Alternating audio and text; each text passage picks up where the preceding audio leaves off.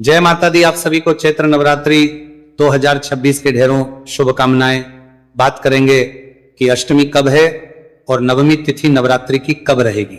अष्टमी नवमी के साथ जिन्होंने पहला व्रत किया है उन्हें अंतिम व्रत कब करना है, विसर्जन कब करना है, व्रत जो कर रहे हैं उसका पारण कब करना है, साथ ही जो भ्रम है दूर करेंगे कि अष्टमी और नवमी एक ही दिन करनी है क्या, तो उसके बारे में बताएंगे कि ये एक दिन है या अलग अलग है।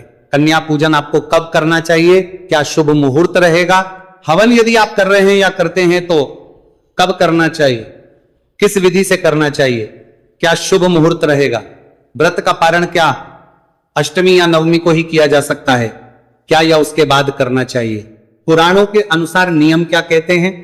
साथ ही बताएंगे कि अष्टमी को यदि आप व्रत खोल रहे हैं, आपके यहां अष्टमी होती है तो आपकी जो चौकी का विसर्जन है वो आपने किस दिन कर लेना है, नवमी करने वाले लोगों को किस दिन अपना अंतिम व्रत करना होगा और पारण और पूजन कब करना होगा, शुभ मुहूर्त क्या रहेगा। इस प्रकार से अष्टमी नवमी के बारे में विस्तृत जानकारी, पूजन कैसे करना है तो उसके बारे में विस्तृत जानकारी, विसर्जन कैसे करना है, कब करना है उसकी जानकारी, और अंतिम व्रत को लेके जो लोगों के बीच में भ्रम है ना, क्योंकि आप जैसे बहुत सारे हमारे दर्शक हैं जिनके कमेंट्स आ रहे हैं कि पंडित जी हमें अंतिम व्रत किस दिन करना है, अष्टमी नवमी लोग एक ही दिन बता रहे हैं, उसका क्या करना है।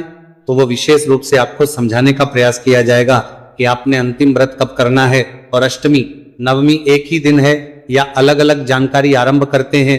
उससे पहले आपसे निवेदन है कि वीडियो यदि आपको थोड़ा सा भी उपयोगी लगे तो कृपया एक बार लाइक अवश्य कर दीजिएगा, क्योंकि आपका एक लाइक व्यक्तिगत रूप से मेरे लिए बहुत महत्वपूर्ण होता है। इससे मुझे यह आभास होता है कि मेरी मेहनत सफल हो रही है कि नहीं, मेरा काम आपको अच्छा लग रहा है या नहीं। तो एक बार लाइक अवश्य कर दीजिएगा। साथ ही अपने अनुष्ठान की सफलता के लिए, अपने व्रत की सफलता के लिए कमेंट बॉक्स में अवश्य लिखिएगा जय माता दी मां। आप पर अवश्य प्रसन्न होंगे। आप देख रहे हैं अष्टमी नवमी के बारे में। दर्शकों, आप सभी के चैत्र नवरात्रि के अनुष्ठान चल रहे हैं। चैत्र नवरात्रि के अनुष्ठान बहुत से लोग 9 दिन तक हैं, जिसमें पूरे 9 दिन तक व्रत किया जाता है, चौकी स्थापित की जाती है, कलश स्थापित किया जाता है, खिचड़ी आदि बोई जाती है और अखंड ज्योति जलाई जाती है। ये 9 दिन का अनुष्ठान होता है। ये 10वें दिन पूर्ण होता है। साथ ही कुछ ऐसे भी भक्तगण हैं जो माता का व्रत करते हैं पहला और अंतिम, और कुछ करते हैं प्रथम 2 दिन और अंतिम 2 दिन। इस प्रकार से जोड़ा किया जाता है। तो भिन्न भिन्न प्रकार से हमारे समाज में लोग माता का पूजन करते हैं और नवरात्रि का ये उत्सव मनाते हैं। नवरात्रि की सबसे जो तिथियां होती हैं जिसका सबको इंतजार होता है वो होती है अष्टमी और नवमी। अष्टमी और नवमी इसलिए क्योंकि दुर्गाष्टमी जो अष्टमी तिथि होती है नवरात्रि की, उसको कहते हैं दुर्गाष्टमी। दुर्गा अष्टमी को अंतिम दिन की पूजा की जाती है और इस दिन कंजकें, कन्या पूजन किया जाता है, कंजकें बिठाई जाती है और कन्या पूजन के साथ ही नवरात्रि का यह पर्व पूर्ण होता है। वहीं समाज में एक ऐसा ही वर्ग भी है जो कि नवमी को पूजन करता है, वो नवतक आराधना करता है देवी की, और नवमी के दिन कन्या पूजन किया जाता है, कंजक बैठाई जाती है और इस प्रकार से वो अपने अनुष्ठान को पूर्ण करते हैं। अब बहुत से लोग सवाल कर रहे हैं पंडित जी क्या उचित है, अष्टमी को कन्या पूजन करना या नवमी को कन्या पूजन करना। देखिए, दोनों ही उचित हैं, दोनों ही शास्त्र अनुसार हैं। महानवमी चाहे महादुर्गा अष्टमी, दोनों पर जिस भी दिन आप करना चाहें कर सकते हैं। ये इस पर निर्भर करता है कि आपके यहां कब होता आया है। अगर आप अष्टमी होती आई है आप अष्टमी कीजिए, जिनके यहां नवमी होती आई है आप नवमी कीजिए। कन्या पूजन का जो विधान है शास्त्रों में वो अष्टमी को भी है और नवमी को भी है। तो ऐसा नहीं है कि अष्टमी को जो कन्या पूजन करते हैं वो कुछ अनुचित करते हैं या ये कहें कि इससे आपको पूर्ण फल प्राप्त नहीं होता, ऐसा नहीं है। अष्टमी को भी कन्या पूजन उतना ही शुभ और मंगलकारी है जितना कि नवमी को। अंतर जो है ना वो कन्या पूजन से उत्पन्न नहीं होता, अंतर उत्पन्न होता है विसर्जन से। अंतर उत्पन्न होता है कि आप 9 दिन का अनुष्ठान अगर है तो पूर्णता कब होगी। कन्या पूजन आप अष्टमी नवमी दोनों दिन कर सकते हैं, लेकिन यदि आपका नियम यह है कि आप 9 दिन का अनुष्ठान कर रहे हैं तो जो पूर्णता है ना वो 10वें दिन होगी। अगर आपने चौथी बिठाई है, 9 दिन का अनुष्ठान रखा है, तो जो विसर्जन आप करेंगे ना वो 10वें दिन करेंगे। ये शास्त्र की विधि है, ये मेरी बनाई हुई विधि नहीं है। ना मैं अपने मन से बता रहा हूं। पुराण कहते हैं कि 9 दिन का दुर्गा अनुष्ठान होता है, 10वें दिन उसका पूजन, हवन और विसर्जन होता है। तो यह विशेष रूप से आप लोग ध्यान रखिएगा कि जिसने यदि 9 दिन का अनुष्ठान किया है तो वो कन्या पूजन नवमी को करेंगे। लेकिन जो विसर्जन होगा, माता की चौकी आपने लगाई है, अखंड ज्योत जो जली है वो 10वीं को ही विसर्जित होगी, 10वीं को ही हटाई जाएगी। उससे पहले आप उसे नहीं हटा सकते। प्राणों के अनुसार यह दोष जनित है कि लोग अष्टमी करते हैं, अष्टमी को कन्या पूजन करते हैं और कन्या पूजन के साथ ही जो ज्वारे आपने बोए हैं उसका विसर्जन कर देते हैं। आपने माता की चौकी लगाई थी, वो 8वें दिन ही कर दी जाती है और 8वें दिन ही आपने जो कलश स्थापित किया था उसका भी विसर्जन कर दिया जाता है। यह अनुचित है, ऐसा नहीं करना चाहिए। आप अष्टमी का व्रत करते हैं, नवरात्रि पूर्ण करते हैं, माना जा सकता है, परंतु आप विसर्जन कर देंगे। नवरात्रि का अष्टमी को यह नहीं माना जा सकता। विसर्जन जो है वो 10वीं तिथि को ही कहा गया है। जितने भी हमारे दर्शक हैं वो इस चीज को ध्यान दें कि अष्टमी अगर आपके यहां होती है तो अष्टमी कन्या पूजन के लिए कही गई है, अष्टमी आपके व्रत की पूर्णता लिए कही गई है, परंतु अष्टमी माता के नवदुर्गा जो आपने नवरात्रि का जो अनुष्ठान किया है उसके विसर्जन के लिए नहीं कही गई है। आपको 10वीं तिथि के दिन शुभ मुहूर्त में ही पूजन आदि करके विसर्जन करना चाहिए। यह बड़ी जानकारी थी जो आपको देना आवश्यक था। अब बात करते हैं जी कि अष्टमी किस दिन है और कंजकें जो हैं उनको कब बैठाना चाहिए, क्या शुभ मुहूर्त रहेगा, नवमी किस दिन है और कंजकों को कब बैठाना चाहिए, किस प्रकार से व्रत को पूर्ण करना चाहिए। तो अष्टमी वाले दिन आपको सूर्योदय पहले उठना चाहिए। उठने के बाद स्नान आदि करके स्वच्छ वस्त्र धारण कीजिए। स्वच्छ वस्त्र धारण करके आपकी जो दैनिक पूजा है ना वो उसी प्रकार से चलेगी जैसे कि अभी तक चलती आ रही थी। आप उसी विधि से आपने केतली बोई है, ज्वारे बोए हैं, माता की स्थापना की है, कल स्थापित किया है, उसी विधि से आप पूजन कीजिए। से देवी का पूजन करेंगे, विधि विधान से स्नान कराइए, तिलक लगाइए, वस्त्र अर्पित कीजिए, आप भोग लगाइए माता को, पुष्पों की माला अर्पित कीजिए माता को, तांबू अर्पित कीजिए माता को और माता को प्रणाम करके प्रार्थना कीजिए।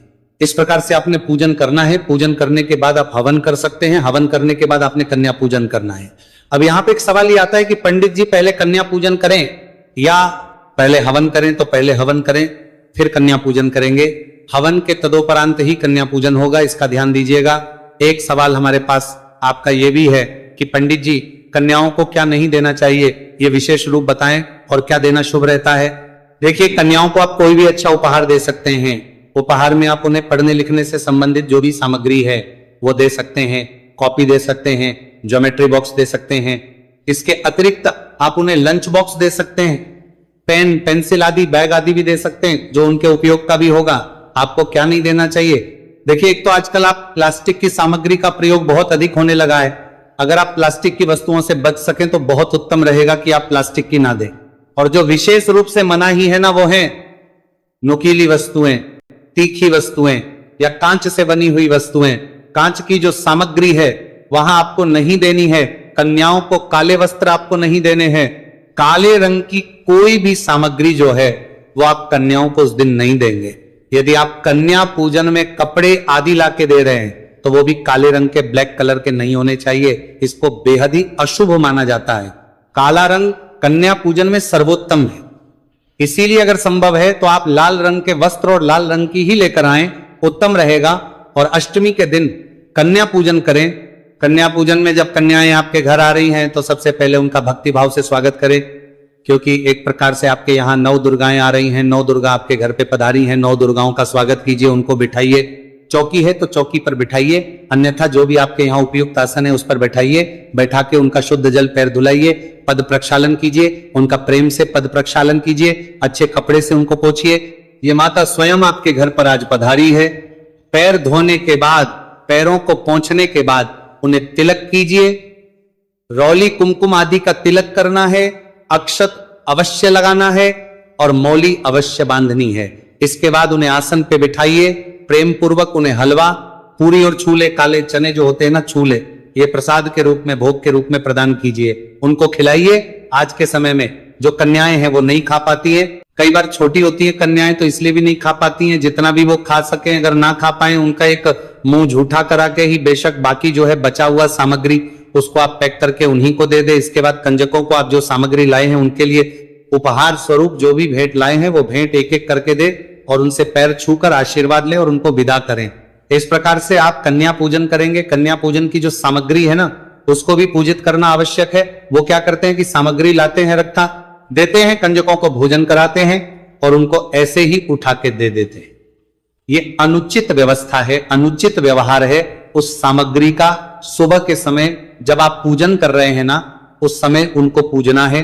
पूजना कैसे है कि उन्हें पहले जल से, गंगा जल युक्त जो जल है ना उसे छींटे दीजिएगा।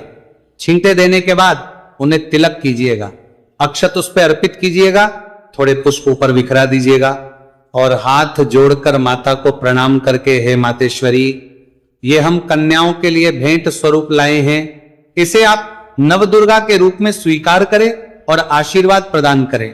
इस प्रकार से माता से प्रार्थना कीजिएगा। ये जो सामग्री है इसको पृथ्वी पर नहीं रखना है। जो 9 आइटम जो भी आप लाए हैं ना इनको किसी थाल में सजाइएगा पूजा के समय पे और उसी में रखे रखिएगा। ये बात आप ये दे दीजिएगा। तो इस प्रकार से आपने अष्टमी को पूजन करना है सुबह का और कन्या पूजन करना है। आपके घर में यदि आपने चौकी लगा के रखी है तो उसको वैसे ही रहने दीजिएगा। आपने अगर आपके घर में कल से स्थापना की है तो उसको भी वैसे ही रहने दीजिएगा। याद रखिएगा कि जो लोग अष्टमी कर रहे हैं वो केवल कन्या पूजन करेंगे, विसर्जन नहीं होगा। और नियम तो यही रहेगा कि जब तक चौकी आपके घर में है आपको आदि का प्रयोग नहीं करना चाहिए। ये बात अलग है कि लोग अपनी सहूलियत के अनुसार, अपनी सुविधा के अनुसार चीजों को परिवर्तित कर लेते हैं। उनको लगता है कि अब हम अधिक दिनों तक लहसुन प्याज के बिना नहीं रह सकते तो अष्टमी को ही सब प्रवाहित कर देते हैं और उसके बाद अष्टमी के शाम को ही वो अपने हिसाब से जो भी खाना होता है, जो अनुचित व्यवहार भी हो सकता है, तामसिक पदार्थों का प्रयोग भी होता है, उसमें आप लग जाते हैं। शास्त्र ये कहते हैं कि संयम बहुत आवश्यक है। पूजा का दूसरा नाम संयम है। यदि आपके जीवन में संयम नहीं है, ये जो पूजा है जो आप कर रहे हैं ये व्यर्थ है। दिखावे की पूजा करना बंद कीजिए, मन से विचार अच्छे रखिए और ये ना सोचिए कि ये आपके ऊपर किसी प्रकार की पाबंदी लगी है। आपका मन करता है स्वतः किसी चीज को त्यागने का तो त्यागिए। अगर मन नहीं करता है तो इस प्रकार की पूजा पाठ आपको नहीं करने चाहिए। ऐसा नहीं कि आप दुखी होकर कोई पूजा पाठ कर रहे हैं, उसका कोई लाभ नहीं होता है। यदि किसी को इसकी बहुत जल्दी है कि जल्दी से ज्वारे आदि और जो चौकी आदि है इसका विसर्जन किया जाए जिससे कि हम अपने हिसाब से चीजों को खा सके, तो वह अनुचित व्यवहार है। इसके लिए आप माता की पूजा को पहले समाप्त नहीं कर सकते। नवमी तिथि की बात करें और किस दिन आपको कन्या पूजन करना है, अष्टमी, नवमी कब है, शुभ मुहूर्त कब है, इसके बारे में बताएं। उससे पहले जानते हैं आपका एक बहुत ही महत्वपूर्ण सवाल जो हमारे पास आ रहा है कि अंतिम जो व्रत होगा, क्योंकि बहुत से लोग हैं जो पहला व्रत करते हैं और अंतिम व्रत करते हैं, तो वो अंतिम व्रत हमें कब करना चाहिए, किस तिथि पर करना चाहिए। देखिए दर्शकों, ये आपके ऊपर निर्भर करता है कि अंतिम व्रत आप कैसे करेंगे। ये इस प्रकार से आपके ऊपर करता है कि आपके यहां अष्टमी की जाती है या नवमी की जाती है। अगर अष्टमी आपके यहां की जाती है तो आप सप्तमी को व्रत करेंगे, और यदि आपके यहां नवमी की जाती है तो अंतिम व्रत आपका अष्टमी को होगा। यहां एक और संशय आपका दूर करें जो आपके मन में किसी ने टाल दिया होगा कि सप्तमी और अष्टमी एक ही साथ है क्या। जी नहीं, सप्तमी और अष्टमी दोनों अलग अलग दिन है, दोनों एक साथ नहीं है। एक नवरात्रि कम हुई थी लेकिन वो नवरात्रि तिथि थी तृतीया, इसीलिए दूसरा और तीसरा नवरात्रि एक साथ था, द्वितीया और तृतीया नवरात्रि एक साथ थे। अभी जो तिथि है वो सब एक एक दिन में एक एक तिथि है, चाहे वो चौथी हो, पांचवी, छठी, सातवीं, सब तिथियां एक एक दिन में पूर्ण रूप से है। इसीलिए सप्तमी अष्टमी एक नहीं, और अंतिम व्रत नवमी करने वाले अष्टमी को करेंगे और जो अष्टमी करते हैं वो अंतिम व्रत सप्तमी को करेंगे। इसी प्रकार से अब बात करते हैं कि जिनके यहां पे नवमी पूजी जाती है वो किस प्रकार से पूजन करेंगे। भगवान रामचंद्र का पूजन भी किया जाएगा क्या। देखिए, जो चैत्र मास के शुक्ल पक्ष के अर्थात नवरात्रों में आने वाली जो चैत्र की नवमी है ना, ये भगवान श्री रामचंद्र का जन्म दिवस भी है। इस दिन भगवान श्री रामचंद्र का अवतरण इस पृथ्वी पर हुआ था, इसीलिए यह तिथि बहुत महत्वपूर्ण है। इसे महानवमी कहा जाता है। इस दिन मां जगदम्बा के नवरात्रि पूर्ण होते हैं, इसीलिए उनके जो व्रत है वो पूर्ण तो होते ही है। साथ ही इस दिन रामचंद्र जी, भगवान रामचंद्र जी का जन्मोत्सव भी विधि विधान से मनाया जाता है।